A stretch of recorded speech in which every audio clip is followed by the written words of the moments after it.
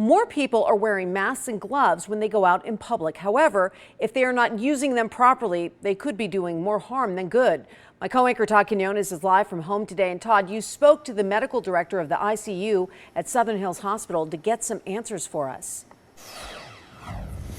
Yeah, I did, Tricia. We all know, of course, a mask like this are very popular nowadays, especially after the CDC recommended people wear masks like these once they're out in public. The problem is a lot of people are touching their masks right in this area, in the front portion of their masks, and that's how all of a sudden their hands can be contaminated. After I was out and about and wearing the mask for a while, what I want to do is I want to remove the mask by paying attention to this particular area here. So I touch the elastics either on one or both sides at the same time. You can either take off one and peel, or alternatively, if it's more convenient for you, if you're wearing your mask, you can do both at the same time. And you take the mask off like this.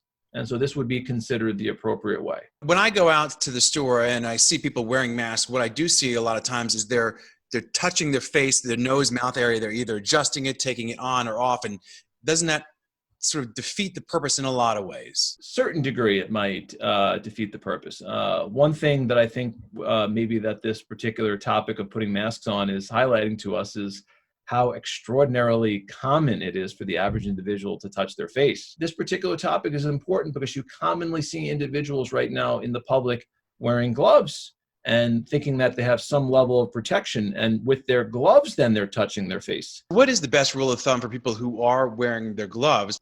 I would say in reference to gloves that we should keep in mind that if someone doesn't have access to gloves, that is fine. Washing your hands for 20 seconds, which is something that the vast majority of us have access to, is also acceptable. When you wear the gloves, the concept is that most people would most likely have exposure of the virus to their fingertips or to their palm, etc.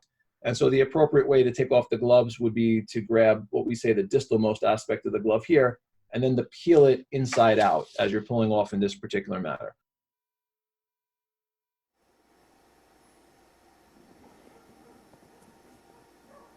And so there you have it. There are some easy steps to try and remember if you are wearing these gloves or masks. They certainly can be effective at protecting you, but you just have to remember how to use it correctly, Tricia, because a lot of people out there have a false sense of security thinking, well, just because I have the mask on or I'm wearing gloves, I don't have to worry about it. But the whole key to all of this is to not touch your face. Whether you're wearing a mask or gloves or not, we got to make sure we're not touching our faces. Yeah, that's very good advice. There's easy cross-contamination too with gloves, so you have to be so careful.